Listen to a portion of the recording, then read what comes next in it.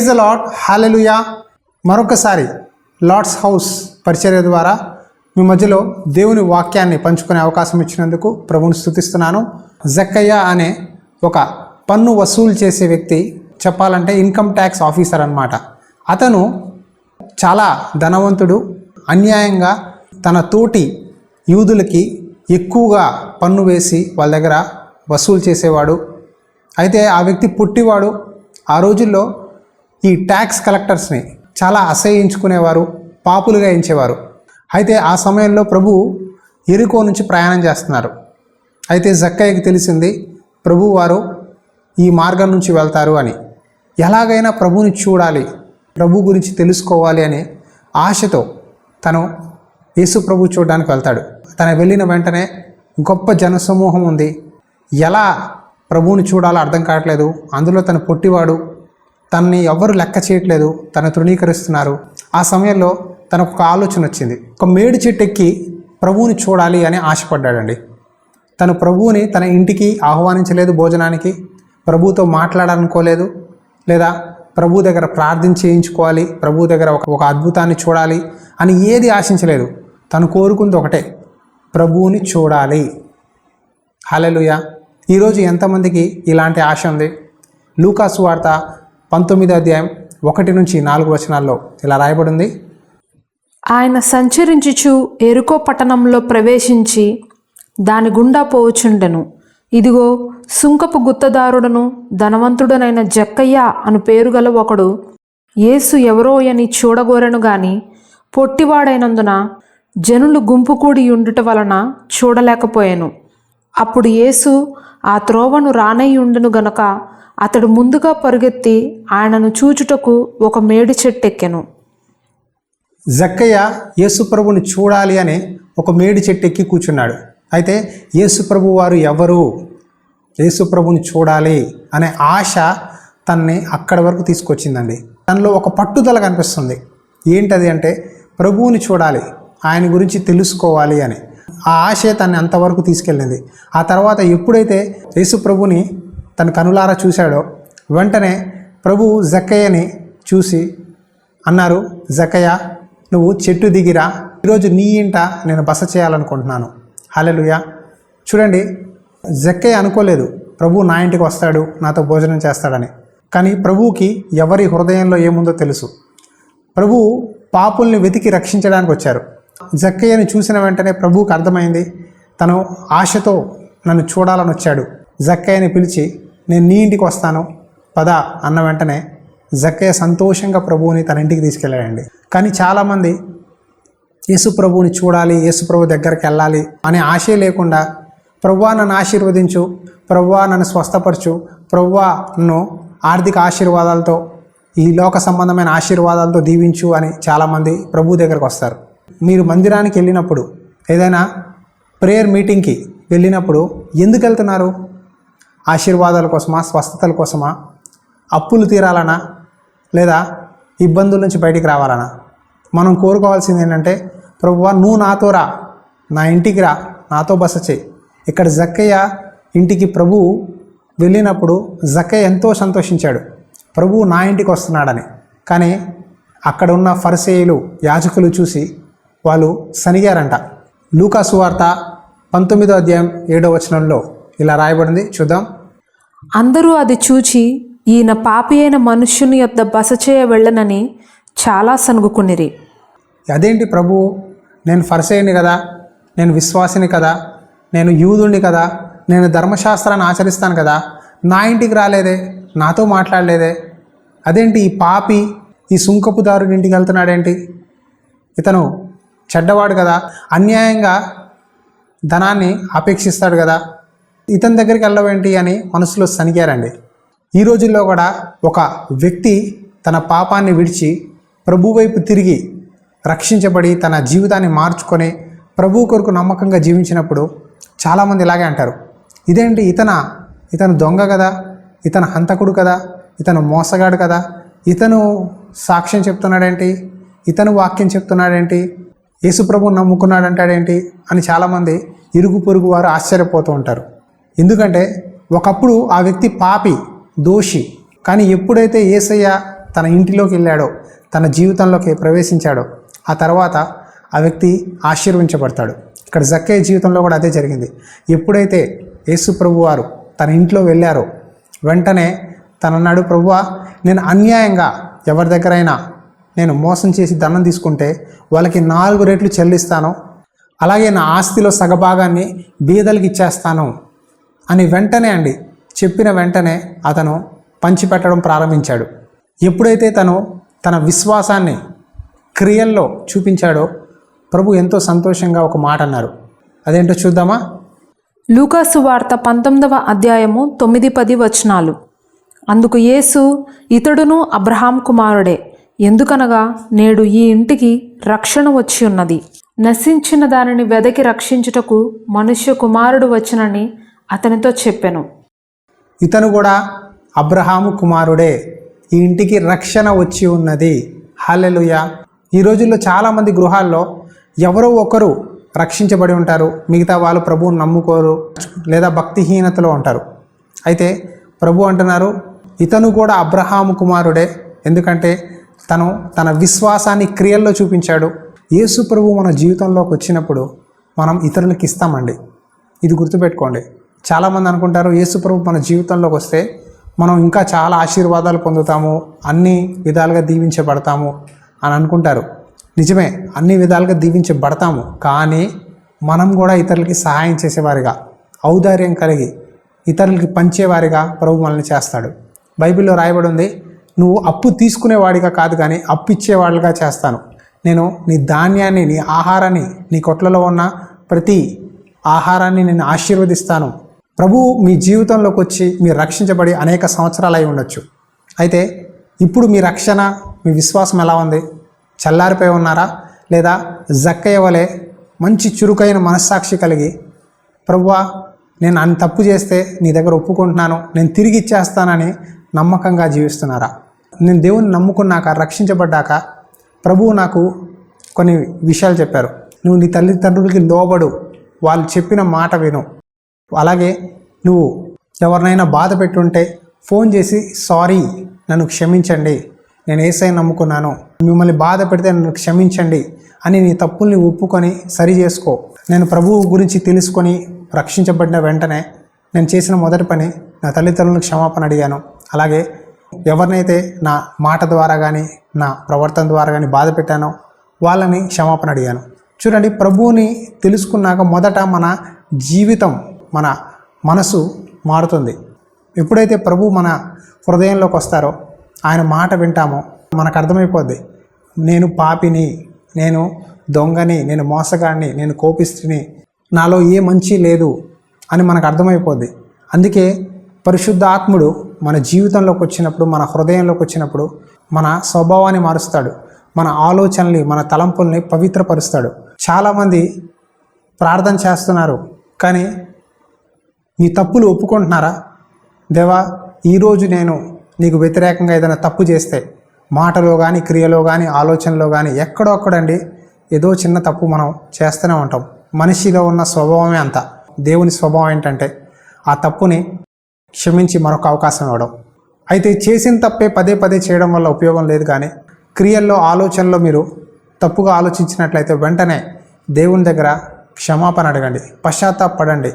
ఈ జక్కయ్య ఎప్పుడైతే ప్రభువు తన ఇంట్లో వచ్చాడో వెంటనే యేసు ప్రభువుతో ఆ రిలేషన్, ఆ ఎన్కౌంటర్ అయిందో, తన స్థితి ఏంటో తెలుసుకున్నాడు. నేను ఈ పాపంలో ఉండదలుచుకోవట్లేదు, నేను ఈ పాపం నుంచి బయటకు వస్తాను, నా ఆస్తిని సగాన్ని బీదలకి ఇచ్చేస్తాను, అన్యాయంగా ఎవరి దగ్గరైనా డబ్బులు తీసుకుంటే వాళ్ళకి 4 రెట్లు తిరిగి ఇచ్చేస్తాను, నేను దేవుడి ముందు నిర్దోషిగా నిలబడాలని ఆశపడుతున్నానని తాను సరి చేసుకున్నాడండి. ఈరోజు పరిశుద్ధాత్మ దేవుడు, నా కుమారుడా, నా మాట విను, నేను చెప్పినట్టు నడుచుకో అని అనేకసార్లు పరిశుద్ధాత్మ దేవుడు మనల్ని ప్రేరేపిస్తూనే ఉంటాడు. కానీ చాలామంది దేవుని పరిశుద్ధాత్మ యొక్క ఆ ప్రేరేపణకి లోబడరు, వినరు. మాకు నచ్చినట్టు ఉంటాము, మాకు హృదయంలో ఏమనిపిస్తే అదే చేస్తాము, దేవుడు మమ్మల్ని ఆశీర్వదించాలి, దేవుడు మా ప్రార్థనలకి జవాబు ఇవ్వాలి అని కోరుకుంటారు. కానీ నేను దేవుని మాట వింటే దేవుడు నన్ను దీవిస్తాడు కదా, దేవుడు చెప్పినట్టు నడుచుకుంటే నా జీవితంలో ఆశీర్వాదాలు ఆటోమేటిక్గా అవే వస్తాయి కదా అని గుర్తించరు. అయితే దేవుడు కోరుకుంటున్నాడు, యథార్థంగా ఉండు. యేసుప్రభు వారు ఒకసారి ఇద్దరు వ్యక్తుల ప్రార్థన గురించి చెప్తారు. ఒక వ్యక్తి సుంకరి, మరో వ్యక్తి ఫరిసేయుడు. వీళ్ళిరువురు వచ్చి దేవాలయంలో నిలబడి ప్రార్థిస్తున్నారు. లూకాసు వార్త 18వ అధ్యాయం 9 నుంచి 14 వచనాల్లో ఇలా రాయబడింది. తామే నీతిమంతులమని తమ్ము నమ్ముకుని ఇతరులను తృణీకరించి కొందరితో ఆయన ఉపమానం చెప్పెను. ప్రార్థన చేయుటకై ఇద్దరు మనుష్యులు దేవాలయంనకు వెళ్ళిరి. వారిలో ఒకడు పరిసేయుడు, ఒకడు సుంకరి. పరిసేయుడు నిలవబడి, దేవా, నేను చోరులను, అన్యాయస్తులను, వ్యభిచారులనైన ఇతర మనుష్యుల వలనైనను ఈ సుంకరి వలనైనను ఉండనందుకు నీకు కృతజ్ఞతాస్తుతులు చెల్లించుచున్నాను. వారమునకు 2 మారులు ఉపవాసం చేయుచు నా సంపాదన అంతటిలో 10వ వంతు చెల్లించుచున్నానని తనలో తాను ప్రార్థించుచుండెను. అయితే సుంకరి దూరంగా నిలుచుండి ఆకాశం వైపు కన్నులెత్తుటకైనను ధైర్యం చాలక రొమ్ము కొట్టుకొనుచు, దేవా, పాపినైన నన్ను కరుణించమని పలికెను. అతని కంటే ఇతడు నీతిమంతుడుగా తీర్చబడి తన ఇంటికి వెళ్ళనని మీతో చెప్పుచున్నాను. తన్ను తాను హెచ్చించుకొనువాడు తగ్గింపబడుననియు, తన్ను తాను తగ్గించుకొనువాడు హెచ్చింపబడుననియు చెప్పెను. ప్రభువా, నేను దొంగని కాదు, నేను వ్యభిచారిని కాదు, అలాగే నేను మోసగాడిని కాదు, ఈ సుంకరి వంటి వాడిని కూడా కాదు. నేను వారానికి 2 మార్లు ఉపవాసం ఉంటాను. నేను నా దశంభాగాన్ని ఇస్తాను. నేను ఎడతెగక ప్రార్థిస్తాను. ఇలా ఎంతమంది చెప్తారండి విశ్వాసులు? తమ్ములు తామే గొప్ప భక్తిపరులులాగా, ఇతరులు భక్తిహీనుల్లాగా కించపరుస్తూ ఉంటారు. మా అంత భక్తిపరులు లేరు, మా అంత ప్రార్థన చేసేవారు లేరు, మా అంత నీతిమంతులు లేరు అని తమ్ములు తాము హెచ్చించుకుంటున్నారు. నేను ఇంత దశంభాగం ఇచ్చాను, నేను ఇంత నీతిమంతుడిని, దేవుని కోసం ఇన్ని కార్యాలు చేశాను అని గొప్పలు చెప్పుకుంటూ ఉంటారు. ఈ బ్యాచ్ ఎవరైతే ఉన్నారో వీళ్ళు ఫరిసేయుల బ్యాచ్. నేను సేవక రాకముందు ఉద్యోగం చేస్తూ ఒక సంఘంలో ఫోన్ కాల్స్ ఎత్తేవాడిని అండి. అయితే హిందీ ఫోన్ కాల్స్ మాట్లాడేవాడిని. పూణే నుంచి ఒక వ్యక్తి ఫోన్ చేసేవాడు. అతను వృద్ధుడు. ఫోన్ చేసి, నాకు కాళ్ళలో పగుళ్ళు ఉన్నాయి కాబట్టి దాని కొరకు ప్రార్థించండి, నేను స్వస్థపడాలి. ప్రతిరోజు సాయంత్రం 7:30కి గంట కొట్టినట్టు ఫోన్ చేసి ప్రార్థన చేయించుకునేవాడు. నేను వారం చేశా, 2 వారాలు చేశా, 3 వారాలు, నెల, 2 నెలలు. ఆ తర్వాత చాలా విసుగొచ్చింది. ఏంటి ప్రభువా, ప్రతిరోజు 7:30 కల్లా సాయంత్రం ఫోన్ చేసి నాకు పగుళ్ళు ఉన్నాయి ప్రార్థన చేయండి, పగుళ్ళు ఉన్నాయి ప్రార్థన చేయండి అని అడుగుతాడు. చెయ్యి, ప్రార్థన చెయ్యి, నువ్వు అందుకే ఉన్నావు కదా అని డిమాండ్ చేస్తాడండి ప్రభువా. ఒకరోజు ఇలాగే ఫోన్ చేశాడు. వినిపించండి అన్నాడు.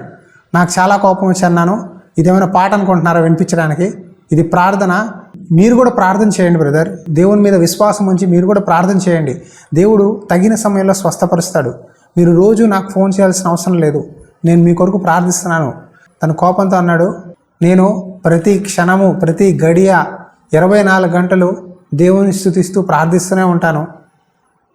నేను నీకు చేసేది, నువ్వు ప్రార్థన చేస్తే నాకు స్వస్థత కలుగుద్దని, అంతేగాని నువ్వు నాకే చెప్తావా అని కోపడ్డాడండి. అది నాకు అర్థం కాలేదు. అదేంటి ప్రభువా, మరి అంత ప్రార్థన చేసే వ్యక్తికి ఎందుకు స్వస్థత రావట్లేదు అని అడిగినప్పుడు ప్రభు అన్నారు, తన్ని తానే హెచ్చించుకుంటున్నాడు, తను నా యందు విశ్వాసం ఉంచట్లేదు, అందుకే తనకి స్వస్థత కలగలేదని.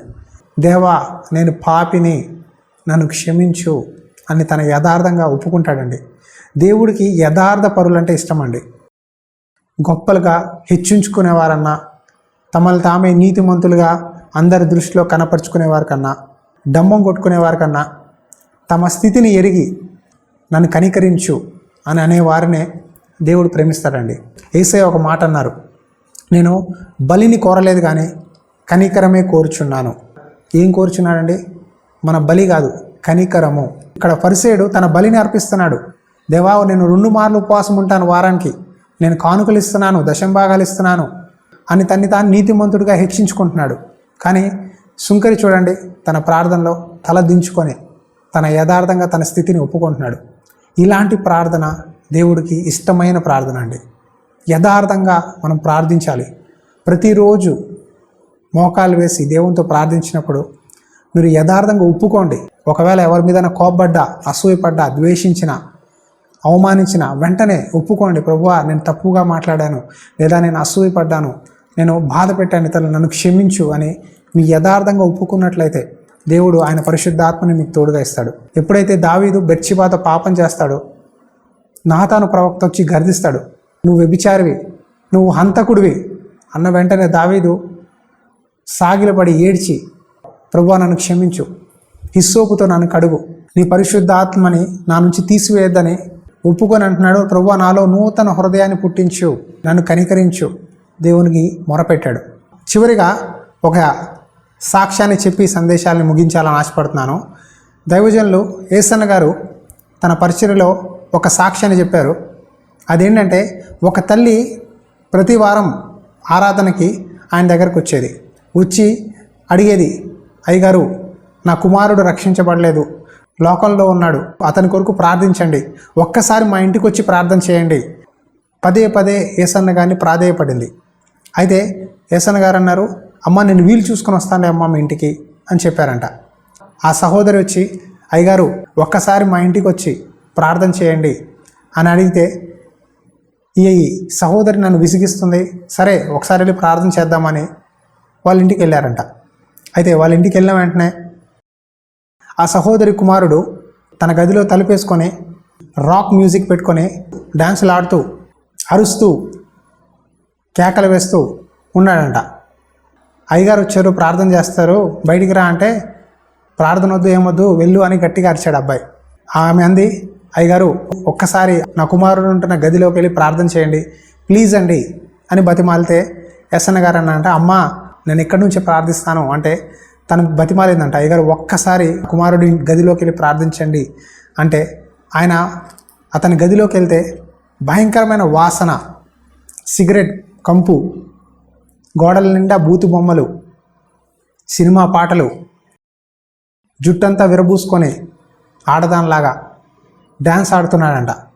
అయితే ఏసన్న గారికి అర్థం కాక అడిగారంట, అమ్మ వీడేంటమ్మా ఇలా ఉన్నాడు, ఇదేం డ్యాన్స్ అంటే, బ్రేక్ డ్యాన్స్ అయ్యగారు అందంట. ఇదేం బ్రేక్ డ్యాన్స్ అమ్మా, నరాలు జబ్బు వచ్చినట్టు అలా ఊగిపోతున్నాడు అని చెప్పి ఆయన కళ్ళు మూసుకొని ఒక చిన్న ప్రార్థన చేశారంట. ప్రభువా ఈ యవనస్తుడు రక్షించబడాలి, తను మారు మనసు పొందాలి, తను తెలియకుండా ఇలా ప్రవర్తిస్తున్నాడు, తను రక్షించు, తన జీవితాన్ని మార్చు అని ఒక చిన్న ప్రార్థన చేసి అక్కడి నుంచి ఆయన వెళ్ళిపోయారు. ఆ తర్వాత కొద్ది రోజులకి ఆ కుమారుడు ఏసన్న గారి దగ్గరకు వచ్చి, అంకుల్ ఒకసారి మా ఇంటికి రండి అని అడిగారంట. ఎవరు బాబు నువ్వు అంటే, అదే అంకుల్ ఆ రోజు మీరు మా ఇంటికి వచ్చి నా గదిలో ప్రార్థన చేశారు, నేను సినిమా పాటలు వింటున్నాను కదా, అయితే నేను మారాను, మీరు ఆ రోజు ప్రార్థన చేసి వెళ్ళాక యేసయ్య నన్ను దర్శించారు, నేను మారు మనసు పొందాను, ఒక్కసారి ఇప్పుడు నా ఇంటికి వచ్చి చూడండి అంటే ఎస్ఎన్ గారికి భయం వేసిందంట. మరలా ఆ ఇంటికి నేను ఎలా వెళ్ళగలనని ఇబ్బంది పడితే ఆ కుమారుడు ఎంతో బలవంత పెట్టాడు, అంకుల్ ఒక్కసారి రండి అని. అయితే ఏం చేశాడు వీడు అని ఆయన తన ఇంటికి వెళ్ళి చూస్తే ఆ బూతు బొమ్మలు, సినిమా ఫోటోలు, వాల్పేపర్లు అన్నీ తీసేసి, ఆ సినిమా పాటలు, క్యాసెట్లు అన్నీ కాల్చేసి తన గది నిండా గోడలకి దేవుని వాక్యాలు పెట్టుకొని, బైబిల్ పెట్టుకొని ఇప్పుడు ఏసన్న గారు ఎంతో సంతోషించారంట. దేవా నేను చేసిన చిన్న ప్రార్థన వల్ల ఈ కుమారుని రక్షించావు, అలాగే వీడి గదికి కూడా రక్షణ వచ్చింది అని చెప్పారంట. హల్లెలూయా. చూడండి, దైవజనుల ప్రార్థన ఎంతో గొప్పదండి. ఒక దైవజనుడు మీ ఇంటికి వచ్చి ప్రార్థించినా లేదా మీ గురించి విజ్ఞాపన చేసినా దేవుడు దానికి సమాధానం ఖచ్చితంగా ఇస్తాడు. మీరు అనుకోవద్దు ఇంకా ఎన్ని సంవత్సరాలు, ఇంకా ఎన్ని నెలలు అని ఎప్పుడు నిరాశపడద్దు. జార్జ్ ముల్లర్ గారు ఇద్దరు వ్యక్తుల కొరకు 60 సంవత్సరాలు ప్రార్థించారండి. 60 సంవత్సరాలు ప్రార్థించాక ఆయన చనిపోయాక ఆ ఇద్దరు రక్షించబడి వచ్చి సాక్ష్యం చెప్పారంట. అయ్యో బతుకున్నంత వరకు ఆయన నాకు అనేక సార్లు చెప్పారు, ప్రార్థించారు, కానీ మేము మాట వినలేదు, కానీ ఇప్పుడు మేము రక్షించబడ్డాము, ప్రభువుని నమ్ముకున్నాము, చెప్దామంటే ఆయన లేరే అని బాధపడ్డారంట. నీతిమంతుని ప్రార్థన శక్తివంతమైంది మరియు మనపూర్వకమైంది, అంటే దేవుడికి ఇష్టమైన ప్రార్థన. మీరు రోజు ప్రార్థిస్తున్నారు కదండి, ఎన్ని రోజులు అలవాటు ప్రార్థన చేస్తున్నారు, ఎన్ని రోజులు యథార్థంగా ప్రార్థిస్తున్నారు, ఎన్ని రోజులు అయింది కన్నీటి ప్రార్థన చేసి, ఎన్ని రోజులు అయింది మీ మనస్సాక్షిని సరి చేసుకొని దేవుని దగ్గర ప్రార్థన చేసి. కాబట్టి దేవుడు ఈరోజు మనతో మాట్లాడుతున్నాడు, నా కుమారుడా నా మాట విను, నేను చెప్పినట్టు నడుచుకో, అలవాటు భక్తి వద్దు, ఆచార భక్తి విడిచిపెట్టు, యథార్థమైన భక్తి దేవుడు మన నుంచి కోరుకుంటున్నాడు. ఆయన నశించిన దాన్ని వెతికి రక్షించుటకు ఆయన జక్కయ్య ఇంటికి వెళ్ళాడు. ఈరోజు ఈ వాక్యం వింటున్న వారిలో ఎంతోమంది జక్కయ్య లాంటి వారు ఉన్నారు. ప్రభు మీతోనే మాట్లాడుతున్నాడు. నేను నీ ఇంటికి రావాలని ఆశపడుతున్నాను, నీ హృదయంలోకి రావాలని ఆశపడుతున్నాను, కానీ నువ్వు నా మాట వింటావా? నువ్వు నేను చెప్పినట్టు నడుచుకుంటావా? నువ్వు నీ హృదయాన్ని నాకు ఇస్తావా అని ప్రభు అడుగుతున్నారు. కళ్ళు మూసుకోండి. ఈ సమయంలో దేవుని దగ్గర ప్రార్థన చేద్దాం. మహాపరిశుద్ధుడా యేసయ్యా, నీకు వందనాలు. ఈ జక్కయ్య జీవితం ద్వారా తనలో ఉన్న పట్టుదల, మారు మనసు, పశ్చాత్తాపము, అలాగే దీన హృదయం కలిగి ప్రభువా నన్ను క్షమించు, నేను అన్యాయంగా తీసుకున్న దాన్ని తిరిగి ఇచ్చేస్తాను, నీ మాట వింటాను, నీకు నచ్చినట్టు నడుచుకుంటాను అని తను తాను సమర్పించుకున్నాడు. ఈరోజు ఎంతోమంది అయితే ఈ వాక్యం వింటున్నారో వాళ్ళందరినీ దర్శించు. నీ వెలుగు ఒక వ్యక్తి మీద పడినప్పుడు తన పాపాన్ని విడిచిపెడతాడు, మారు మనసు కలిగి పశ్చాత్తాపడి ఒక కొత్త జీవితాన్ని నువ్వు ఇచ్చే రక్షణని పొంది నీ కొరకు జీవిస్తాడు. ఎంతమంది అయితే అనారోగ్యాలతో, ఆర్థిక ఇబ్బందులతో బాధపడుతున్నారో వాళ్ళందరినీ దర్శించు ప్రభువా. కుటుంబంలో అనేక మంది బాధపడుతున్నారు, నా కుమారులు రక్షించబడలేదు, నా కుమార్తెలు రక్షించబడలేదు, నేను ఒక్కడినే రక్షించబడ్డాను, మా కొరకు ప్రార్థించండి అన్న వారి కుటుంబాన్ని దర్శించండి.